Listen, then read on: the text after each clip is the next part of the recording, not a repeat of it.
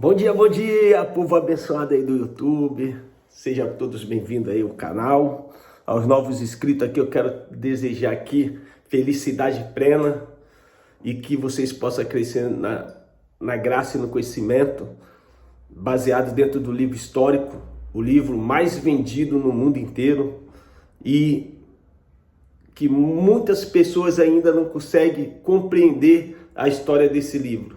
E hoje, pela graça e bondade de Deus e de Cristo, muitos irmãos têm recebido o conhecimento de Deus, a mente de Deus estampada na nossa mente. E hoje nós conseguimos entender o livro perfeitamente, respeitando a parousia, respeitando a época e o contexto, a cultura local e os acontecimentos que era para aquelas épocas. E hoje nós não somos mais levados a qualquer ensinos de demônios, né? Ensinos de homens perversos que usam o livro para extorquir e tosquear as ovelhas, tosquear os filhos, e ali eles arrancam dinheiros e mais dinheiros do bolso de pessoas miseráveis, de pessoas famintas, de pessoas doentes, de pessoas que não têm sequer um lugar e uma moradia para morar, entende?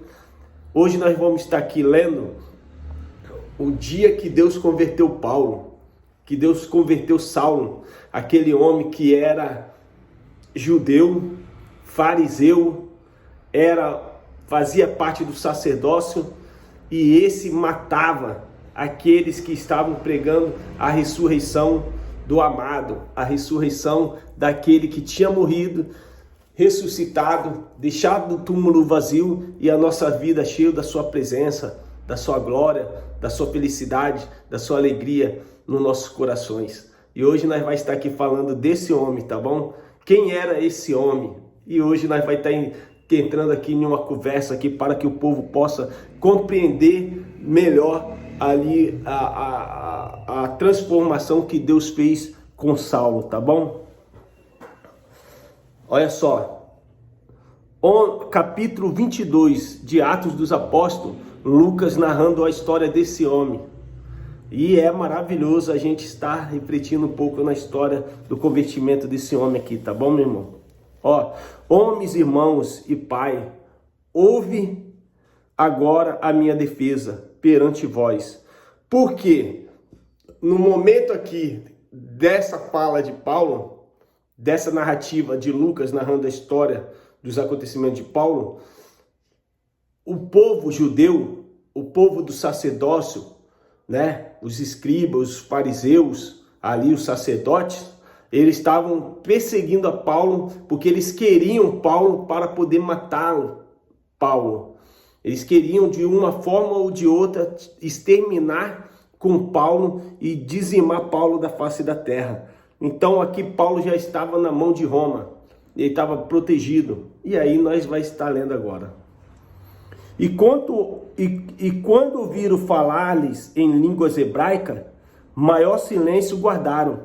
E disse: quanto a mim, sou judeu, nascido em Tarso da Cilícia, e nesta cidade criado aos pés de Gamaliel, instruído conforme a verdade da lei de nossos pais, zeloso de Deus, como todos vós hoje sois. Então aqui Paulo, ele foi um cara que desde pequeno, ele foi criado aos pés de Gamaliel, ele aprendeu sobre a Torá, aprendeu sobre a lei, e ele era um servidor, um seguidor e fiel na lei. Ele era rigoroso em guardar a lei dos pais deles, dos antepassados, que foi deixado por Moisés. Perseguia este caminho até a morte, prendendo e pondo em prisões tanto homens como mulheres. Olha o que Paulo fazia quando ele estava induzido pela mentalidade baseado nos ensinos de Gamaliel, nos ensinos da lei, da Torá. Ele era um fiel perseguidor daqueles que pregavam a morte e a ressurreição do Nazareno.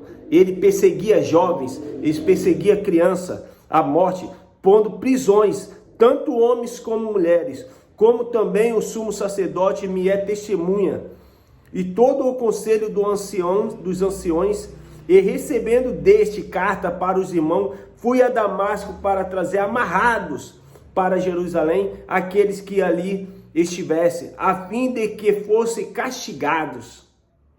Ora, aconteceu que indo eu já a caminho e chegando perto de Damasco, quase ao meio-dia, de repente me rodeou uma grande luz do céu e caí por terra e ouvi uma voz que me dizia: Saulo, Saulo, por que me persegues? E eu respondi: quem és, Senhor? E disse-me: eu sou Jesus Nazareno, a quem tu persegues. Então aqui Saulo, ele indo ao caminho de Damasco, perseguia aquele povo que pregava a ressurreição de Cristo, que pregava que ele já não estava mais morto, que ele estava vivo, que tinha ressuscitado. Esse daqui, ele ganhava cartas dos sacerdotes para perseguir a igreja de Cristo, para perseguir aqueles que estavam professando a ressurreição do Nazareno. E Jesus de Nazaré aparece para aquele homem e ali vai ter uma conversa com aquele homem, vai ter uma transformação da vida de Saulo. Então a gente tem que começar a entender aqui que a igreja atual do primeiro século, a igreja judaica, ela perseguia aqueles que confessavam a ressurreição de Cristo, o Nazareno. E esses eram mortos, eram torturados, morriam ao fio da espada, era levado, espancado, surrado, porque pregavam a ressurreição. E eles não queriam saber da ressurreição do Nazareno. Eles queriam que exterminasse qualquer pessoa que estivesse pregando qualquer efeito do Nazareno. E eu respondi: quem és, Senhor? E ele disse-me: eu sou Jesus Nazareno, a quem tu persegue. E os que estavam comigo viram em verdade viram em verdade a luz, e se atemorizaram muitos, mas não entenderam a voz daquele que falava comigo. Então disse eu: Senhor, que farei? E o Senhor me disse-me: levanta-te e vai a Damasco, e ali se te dirá tudo o que te é ordenado a fazer. Então aqui, esse homem, Saulo, o perseguidor e assassino daqueles que confessavam a morte e a ressurreição. Agora ele realmente viu que ele teve um encontro com o Messias, com Cristo, a luz inacessível, e estava falando com ele, bradando com ele. E ali agora, essa luz, esse Cristo, lhe dá um novo caminho, vai lhe dar tudo o que ele deverá fazer, tudo o que ele tem que fazer por amor o reino de Cristo. E ali Saulo realmente ele vai se converter a Cristo agora. E Saulo agora vai ser transformado. Saulo agora vai ser um homem que antes fiel e duro na lei, agora ele vai ser fiel e duro nos ensinos do Cristo ressuscitado. Está entendendo aqui a transformação que vai acontecer com esse homem, o religioso da igreja judaica? Agora ele vai ser transformado, agora ele vai ser regenerado, agora ele vai ver que realmente ele tem que fazer as vontades do Cristo. E isso aqui é maravilhoso. E o Senhor disse-me: levanta-te e vai a Damasco, e ali se te dirá tudo o que te é ordenado a fazer. E como eu não via por causa do esplendor daquela luz, fui levado pela mão dos que estavam comigo e cheguei a Damasco. E um certo Ananias, homem piedoso conforme a lei, que tinha bom testemunho de todos os judeus que ali moravam. Quem é que apareceu para ele? Ananias, outro legalista, outro homem remado na lei, Mas esse daqui, ele sendo judeu e tendo a lei para cumprir, ele acreditava na ressurreição da morte de Jesus de Nazaré. Esse aqui, embora ele sendo judeu, ele acreditou e creu no Jesus, no Cristo e na sua ressurreição. Em um certo Ananias, homem piedoso, conforme a lei, que tinha bom testemunho de todos os judeus que ali moravam, vindo ter comigo, apresentando-se, disse-me: Saulo, irmão, recobra as vistas. E naquela mesma hora ouvi. E ele disse: ó, o Deus de nossos pais de antemão te designou para que conheças a sua vontade e veja aquele justo e ouça a voz da sua boca, porque hás de ser sua testemunha para com todos os homens do que tem vistos e ouvidos. Vamos dar uma encerrada por aqui, tá bom? Até o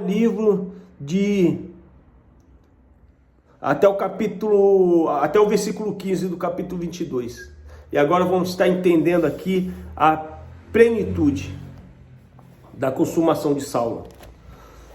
Meus irmãos, até antes, Deus escolher o último homem a pregar o evangelho do reino,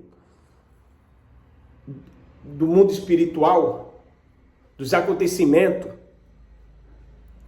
era seguido os ensinamentos deixados por Jesus no tempo que ele estava em vida. Um ensinamento para judeus, um ensinamento dado pelos discípulos de Jesus, baseado e seguido dentro da Torá, dentro da lei. Não era dada graça para ninguém fora Paulo.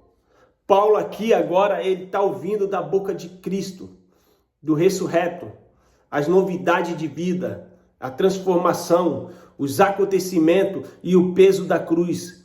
Então, até o momento de Paulo, ninguém sabia a plenitude estabelecida da cruz.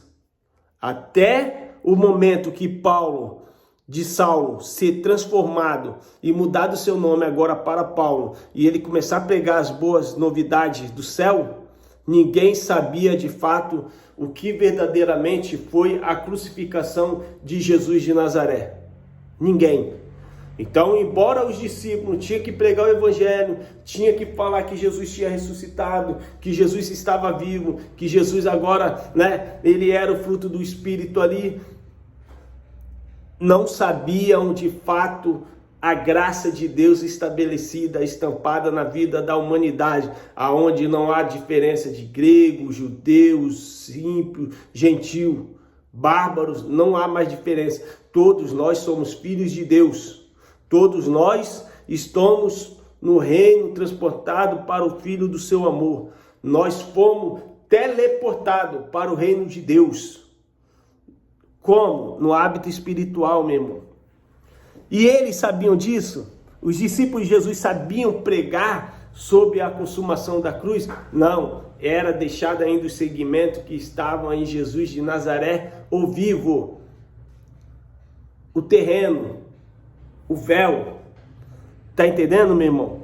Então eles cumpriam a Torá, eles cumpriam festa judaica, eles tinham que fazer aquelas coisas, consumações, até o dia que o templo caísse.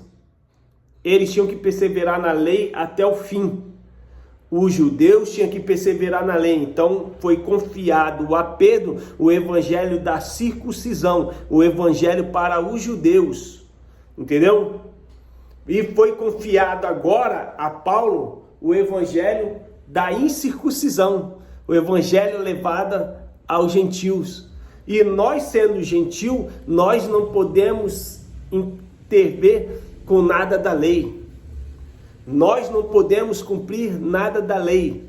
A lei para nós, ela foi botada um fim. E Paulo vai começar a explicar essas coisas nos seus livros. Então, até a regeneração de Paulo era baseado os ensinos da lei. Quem pregasse, com a conformidade que não estavam na lei, tinha que ser perseguido e morto.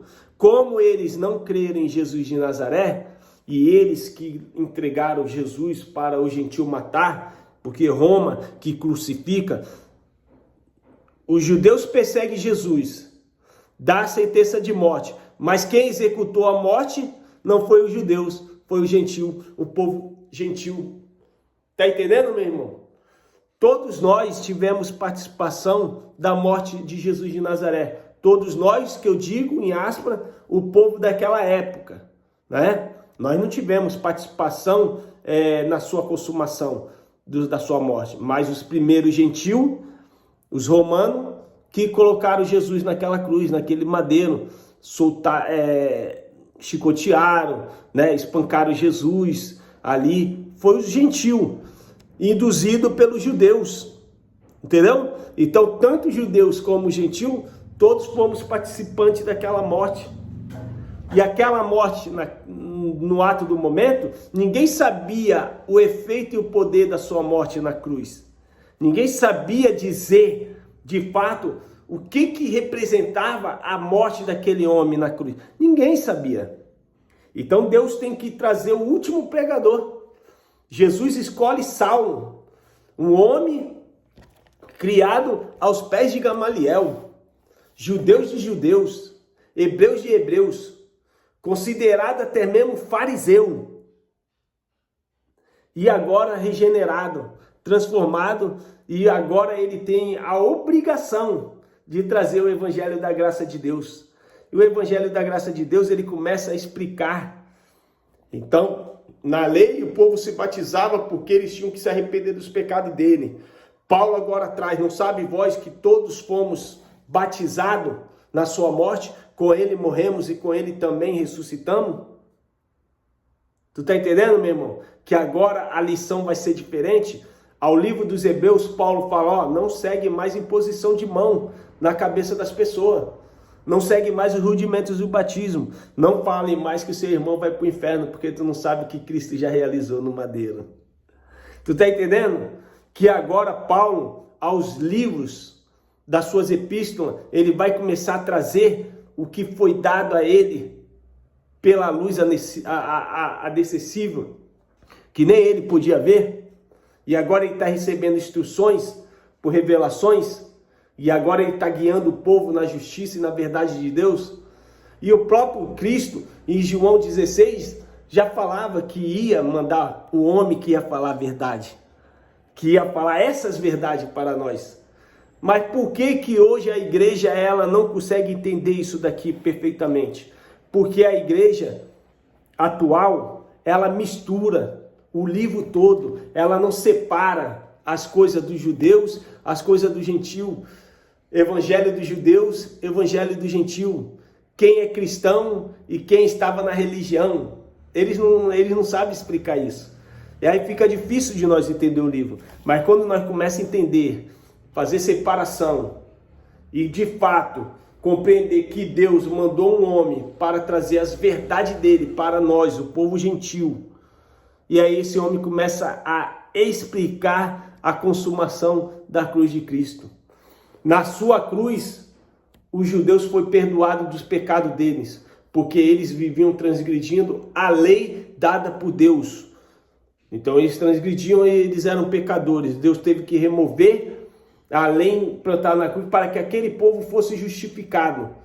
E o povo gentil, que não tinha parte com a lei e não tinha parte com o sistema judaico, só eram possível ser filhos de Deus se circuncidasse na carne, aos olhos dos judeus. Mas Paulo fala, não, Jesus na cruz foi a nossa circuncisão. Agora a morte de Jesus nos trouxe a reconciliação, adoção. Nós somos filhos adotados do Pai. Ele nos adotou. Então nós éramos um povo separado de Deus e ele nos trouxe para perto. Ele nos aproximou. Ele nos adotou. E hoje nós somos filhos por adoção. E fazemos parte do reino estabelecido. Do céu que veio. Como lá em Lucas, Jesus falando. Quando o meu reino vier, quando ele estabelecer nessa terra, vocês não verão. É invisível, é espiritual. É só para os da fé. É só para os que crê. E aí nas epístolas de Paulo, Paulo está narrando todos os assuntos do céu.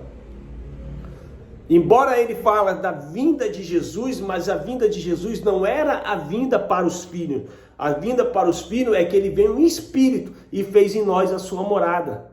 E habita dentro de cada um de nós agora. Essa é a vinda para os filhos de Jesus. Mas a vinda que estava se tratando da sua vinda, do seu juízo, do seu julgamento, era para entrar em destruição ao templo, ao tabernáculo, destruir os judeus que de fato tinha que ser castigado.